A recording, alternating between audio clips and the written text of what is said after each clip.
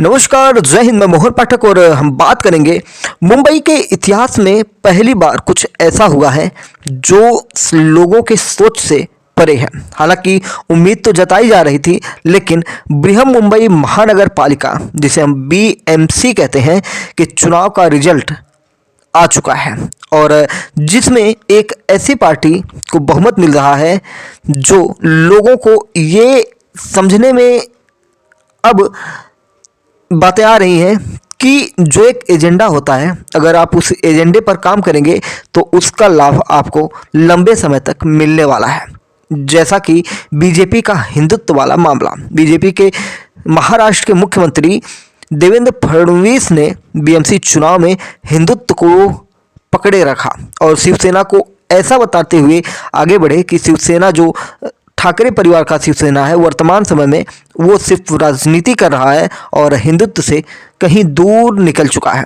30 साल बाद मुंबई में ठाकरे परिवार सत्ता से बाहर हो चुके हैं और पहली बार बीजेपी का मेयर बनने वाला है या बन सकता है और 4 साल से चुनाव न होने से ये पद खाली था।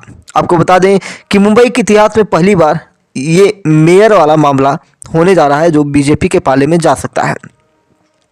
इस रिजल्ट में भाजपा गठबंधन को कुल 227 सीटों में से 118 सीटों पर बढ़त हासिल हुई है, जिसमें से भाजपा 90, शिवसेना शिंदे गुट जो है 28 सीटों पर आगे चल रही है। यानी कि जब तक हम ये रिपोर्ट आपको बताएंगे तब तक और भी बढ़त हो सकती है। आज़ादी के 77 सालों से मुंबई नगर निगम पर कांग्रेस और शिवसेना का ही कब्जा रहा। 1947 से 1967 तक यानी लगभग 20 साल तक कांग्रेस का मेयर रहा। वहीं 1992 से लेकर 2022 यानी 30 सालों तक मेयर की कुर्सी पर शिवसेना लगी रही, जमी रही, बैठी रही, हिली नहीं। लेकिन भाजपा 45 साल के इतिहास में पहली बार मुंबई में अपना मेयर बनाने की स्थिति में पहुंच चुकी है। अगर कुछ झोल नहीं होता है तो भाजपा का मेयर बन जाएगा और भाजपा पूरी कोशिश करेगी कि उनके जो सहयोगी दल हैं उनसे इस बात पर मान मनौवल करवा ली जाए।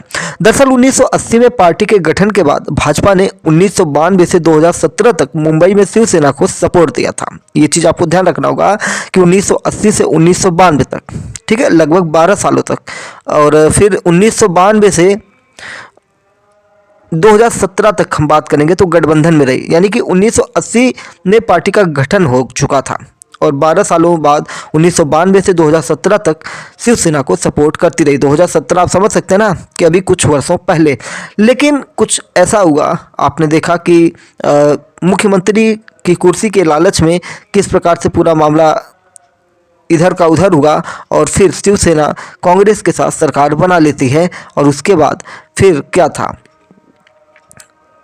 यहाँ पे आपका मुंबई में चुनाव होता है और भाजपा और शिवसेना टूटती है तो उसका शिंदे गुट वाला जो पक्ष है वो आता है और बीजेपी चुनाव विधानसभा का जीतती है। उसके बाद अब देख रहे हैं 2026 में पहली बार मेयर बनाने की स्थिति में पहुंचा है।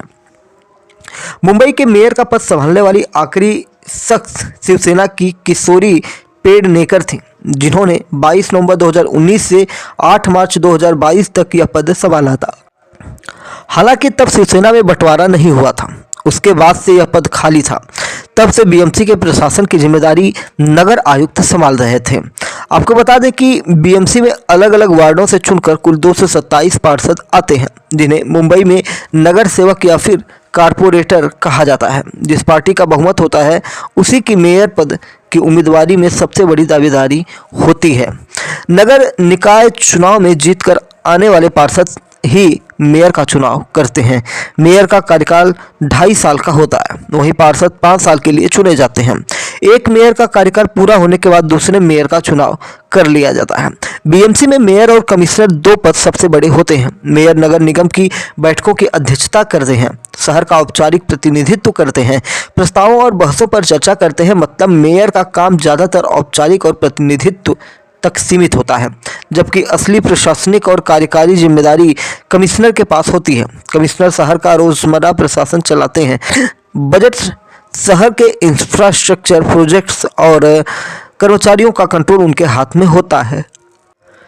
बीएमसी के जो कमिश्नर होते हैं आमतौर पर आईएएस अधिकारी ही होते हैं। 74,000 करोड़ रुपए के बजट वाली एशिया की सबसे बड़ी सिविक बॉडी बीएमसी पर बिना बटे शिवसेना ने 1997 से 2017 तक राज किया था। तब बीजेपी उसकी सहयोगी पार्टियों में से एक थी। मुंबई नगर निगम का बजट गोवा, अरुणाचल प्रदेश, मणिपुर, मेघालय, मिजोरम, नागालैंड, सिक्किम और त्रिपुरा के बजट से भी बड़ा है।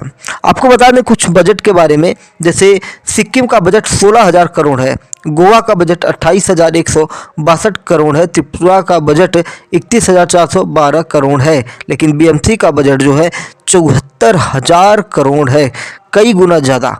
तो ये चीज़ें आपको समझनी चाहिए।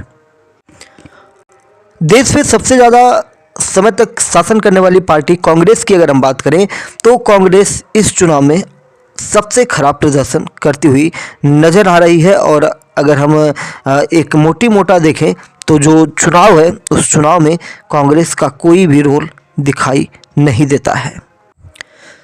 चलते चलते आपको कांग्रेस के बारे में बताते जाएं कि बृहन मुंबई महानगर पालिका चुनाव के जो नतीजे आए हैं उसमें कांग्रेस सबसे बेहद खराब प्रदर्शन करती हुई नजर आई, क्योंकि बीएमसी चुनाव में कांग्रेस ने 152 सीटों पर चुनाव लड़ा था, जबकि बाकी सीट उसने अपने सहयोगी दलों वंचित बहुजन अघाड़ी, जिसे VBA कहते हैं, राष्ट्रीय समाज पक्ष RSP और Republican party of India Gavai गुट के लिए छोड़ दी गई थी।